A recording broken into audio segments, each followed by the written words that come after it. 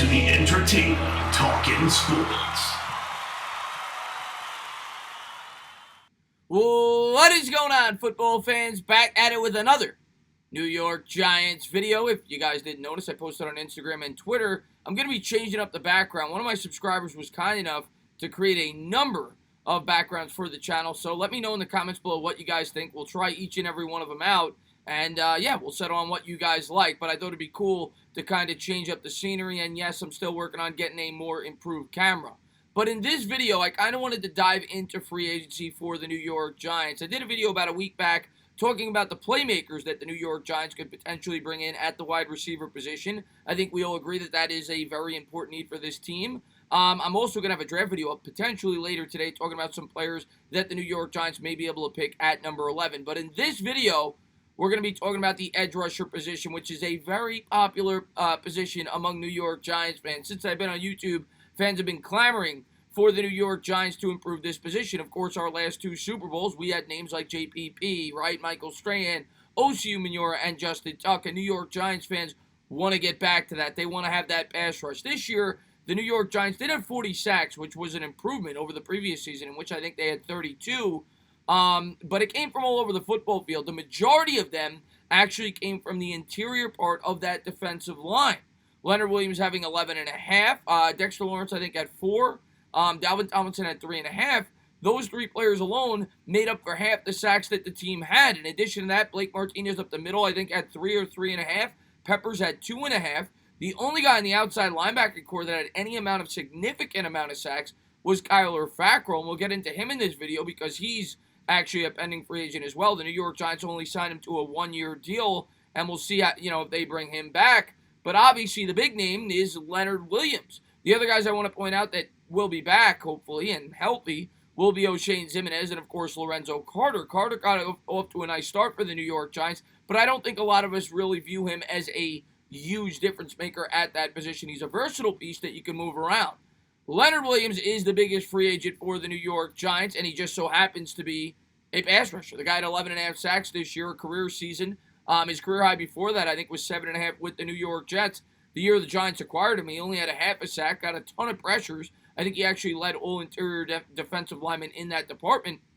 And the Giants will have to decide whether or not Leonard Williams will be worth the money that he will command on the open market. And a lot of that's going to depend on what the salary cap is going to be. But if it's at about $195 million, I would suspect he's going to warrant an $18 to $20 million contract. And the Giants will have to decide whether or not he's worth that money. And if he's not, what they will do at that position. Will they go, in the draft in the first round? Will they try to, fill in Leonard Williams' vacancy? Or will they do it in free agency? Now, what I'm going to be looking at in this video is more the outside linebacker position. I'm going to point out some guys that I'm not in love with that don't necessarily fit this scheme, but they're high-end guys that maybe are better fits for the 4-3. I just want to pull up my notes here so I'm ready. Forgot to pull it up before the video started.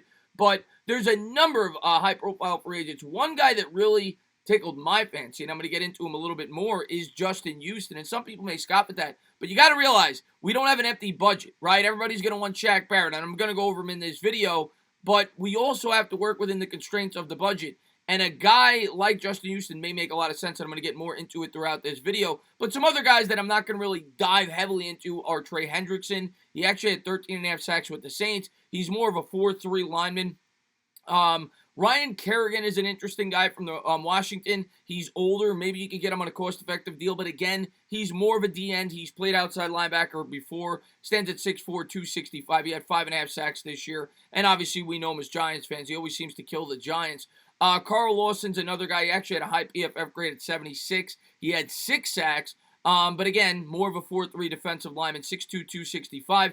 Romeo Akwara is maybe a more cost-efficient guy that maybe the Giants will be interested in. They, of course, drafted him a number of years ago. This past season, he had 10 sacks for the Detroit Lions with 18 QB hits. More of a 4-3 guy, 6'4", 260. And maybe he's a guy that the New York Giants could look at. But these are just some names that I really wanted to hit home with. And along with that, Hassan Reddick, who would fit the scheme. He is an outside linebacker. He's 6'5". He's 6'2", 235, I think it is. And he actually had a ton of sacks this year. He had 12.5 sacks.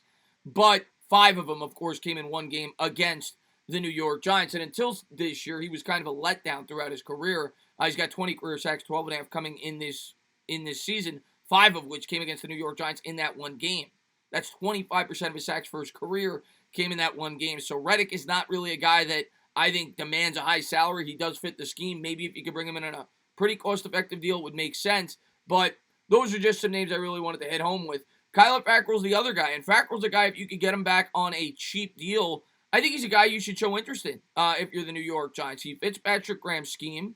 He had a pretty good year this year before he went down with the injury. He had 4 sacks, somewhat versatile, and for a cheaper option, I have no problem bringing him back. And I suspect that the New York Giants will look into it. Obviously, Patrick Graham brought him in here for a reason. Justin Houston, I want to hit home further with in this stat. And a lot of people are going to look at Justin Houston. They're going to say he's 32 years old.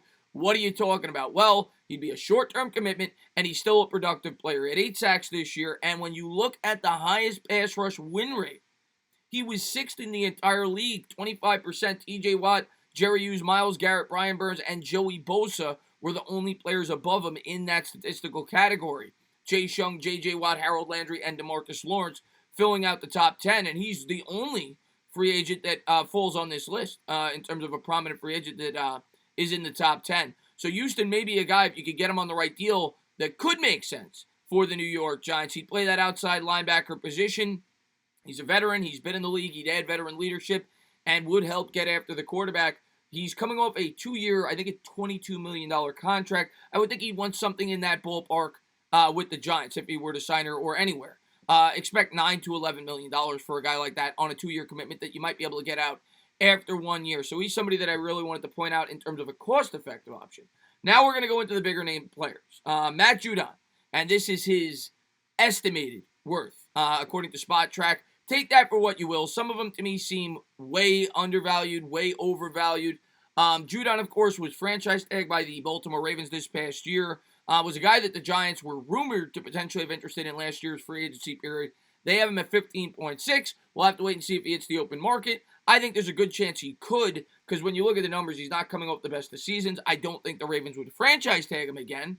And being that they franchise tagged him this past year, I don't think that they would look to give him a long-term commitment, but we'll see. He had 6 sacks this year with a grade of under 60. I know not everybody's analytically driven, but it's something that I always like to hit home with. I like to look at everything. He had 29 solo tackles, 13 assists, and 6 sacks. The next guy we're going to dive into is Melvin Ingram. And Ingram is a little bit up there in age, and he makes $11.4 million according to Spot Track. That will be what he commands on the open market. And when you dive into his numbers, he's mainly been a DN throughout his career. He's also played a little bit of outside linebacker. He's going to be 32 this year. He's coming off a year in which he was put on the IR. Hasn't been super productive the last 3 years.